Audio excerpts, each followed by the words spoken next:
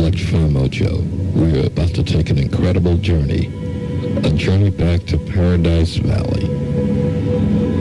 Let me tell you something.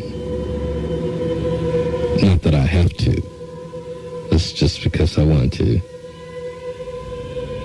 Whenever you see an old man or an old woman walking down the street, don't say, there goes an old man, there goes an old woman. Say, there goes a talking book. Someone who's probably loaded with historical data. One of the things that I'm most proud of is a trip that I took today to Paradise Valley, to the 606 Club, the last club in Paradise Valley. Today, I talked to some of the most colorful Detroiters of all time. Some who lived during a very special time, most historic time. People that I talked to, maybe if you were to see them walking down the street, maybe you would have said, well, that's an old man walking down the street, or that's an old lady walking down the street. But they weren't all old. Some were very, very young. And they were there because they too had been captured by the magic of Paradise Valley.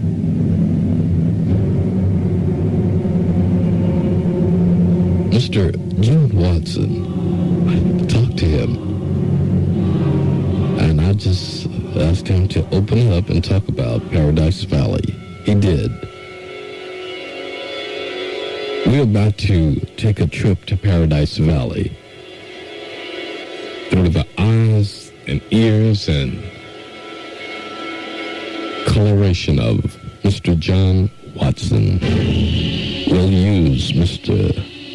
John Watson as our tour master back to the past, to the golden days of Paradise Valley.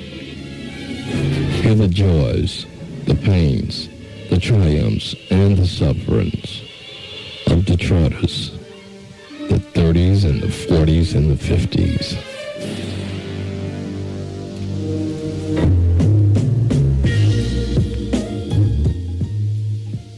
Tell me, Mr. Watson, what was Paradise Valley? Well, Paradise Valley was an old-time place where it used to be the Mecca, whatever it was the big-time place for the colored folks in Detroit. This was the camping ground down there. All activity, nightlife, was down in Paradise Valley. And the Paradise Valley consists of the Old B&C Club, the Turf Bar, Dickens Santa Wine, the Lark Club, right on between Santa Wine and Adams, and the old 606 was around the corner of Adams and Santa Wine. Down the street was Club 360 and Paradise Bowl. Lee Lucky's around on Gresham, the Prosperity Bar. And I mentioned the Norwood Hotel. That's where the plantation and the chocolate bar was back in those days. Plantation run by Wally Norwood, the chocolate bar after was run by Slim Jones. And that's about it. What made Paradise Valley so special? But that's the only place the colored people had to come, man. You know, to show off and whatever. Nightclubs, bars, and everything right in Paradise Valley. Yeah. When you talk about some of the old-time players that used to come to Paradise Valley to play some of the great shows that used to come to Paradise Valley. The next time was located, at the plantation. Peg Leg Bates, Pete Nugent, he was a tap dancer, and the Cats and the Fiddle, that was a singing group, and Joe Ziggy Johnson, that's where Joe Ziggy Johnson first started down in Paradise Valley. What about people like Charlie Parker, Duke Ellington, Count Basie? Charlie Parker, years ago, Charlie Parker appeared at the Charlie Pierce, where the old B&C Club used to be. Charlie Pierce, what's his name? Charlie Parker. Rod Bird. He came here and brought a whole show. He stayed here for 2 weeks at the old Charlie Pierce. What was the name of that club? Used to be the B&C, but after you got it. Hey, what was the name of Pierce place called? The old B&C. El Casino. El Casino, yeah. And, where you at? Where you at? But anyway, he was at, as I said, John Burke Parker. Yeah, he was at the B&C. And that was it. Tell me, what was a day like in Paradise Valley during the golden era of Paradise Valley when it was booming, the place to be? The moment that was the only place for a Negro to be, unless you walked up and down Hasty Street. Understand? But Paradise Valley, that was the Negroes had to come down here and show up. That's the only place they had to come. They couldn't go downtown. You went to Park City, they had to upstairs. Any place on Woodward Avenue, that was almost taboo. There used to be a restaurant up on what we call the Greenfield. No Negroes alive on there. You remember Greenfield? Yeah, this was biggest restaurant, yeah. Billy Brothers. What was the difference between Paradise Valley and Hastings Street? Well, Hastings Street always had a reputation as being Hastings Street. Everybody's on Hastings Street. Prostitutes, hustlers, gamblers. But Paradise Valley, that was it. Yeah. When you talk about Paradise Valley to people now, especially to the younger generation, a few of them don't exactly know what you're talking about. How did Paradise Valley get lost? I mean... everybody moved out. After old Black Bottom was taken over, everybody moved out around the 7 Mile Road, 8 Mile Road, and all different places, Northwest. And Paradise Valley and Hudson bought up everything down there, Hudson and Stroh's. And it just disappeared. It was a combination of Hudson, Stroh's, and the freeways? And the freeways. Yeah, that freeway took Hastings Street, I-75. That took Hastings Street, right on out. But all the rest of Hudson's, right in Paradise Valley, and Stroh's Brewery Company. Yeah. That was it. Do you remember going to see any...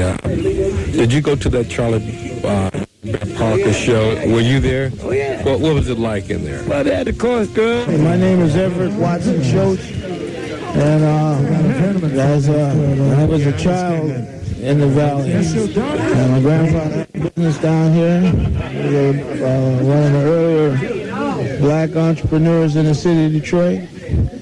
Had a bowling alley around the corner, Paradise Bowl, Watson Realty, and they had this whole street was just full of things. You had the Alcino, you had Biddy, you had Fish Dock, you had Chinese food restaurants, you had a whole community, 3-4 restaurants, you had a doctor down here on the corner. You had Hastings Street over there that was a thriving black business district. And right straight through here, you had people who lived, you had black people who lived in the community who were able to support themselves through their own efforts, and black people who utilized the services that was there for the community by other black businessmen. And there's been no black community, a solid black business community in the city of Detroit since then. When big fighters would come into town, I remember as a child standing on the corner of Beacon and Say That Wine with a flatbed truck with a boxing ring on the back. And they would drive through the valley and they stop on a corner, a couple fighters to advertise a fight or whatever was happening in those days. That have them at Olympia. It was a place called Olympia. they'd have a fighter on the truck. They'd have a child stand on the corner, watch them fight around, and then they drive a truck 2 or 3 blocks, and then they fight another round, and they stop and drive the truck. I run all over the Paradise Valley, all up and down the street, following this truck around, watching these fights round by round. That's how they used to would advertise big name fights. They have some local pugs on the back of a truck with a boxing ring. They fight on the corner and round and bing, and then they take off and fight a couple rounds somewhere else.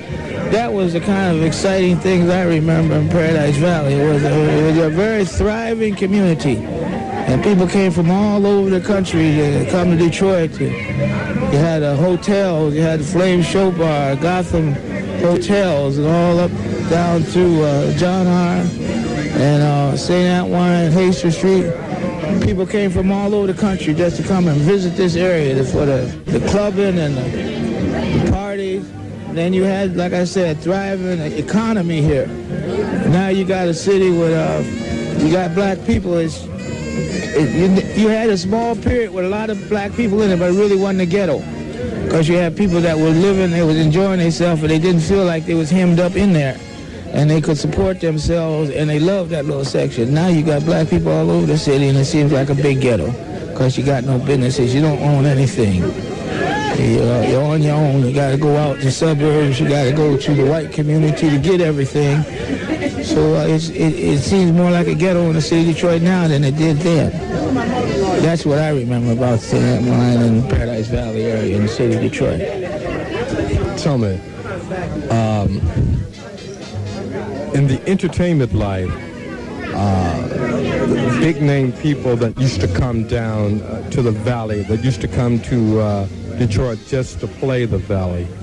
What big names do you remember? Do you recall going to any particular concerts back during the glory days of the valley? I don't remember much as concerts. Like I said, I was a youngster and a teenager.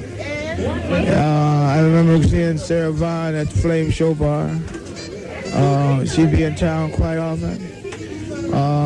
Right across, catty corner across the street from where we're sitting right now, it used to be the Alcino. You had people there, you had the Illinois Jacket. Names like that would come into town. As a child, my mother and folks would take me up to the Paradise Theater, and you'd have all the big names that come through there, big bands would come through there, you know. And you see a movie and a stage show. Damn good. You go see a movie, see a top night movie and a cartoon and everything, and then you see a stage show.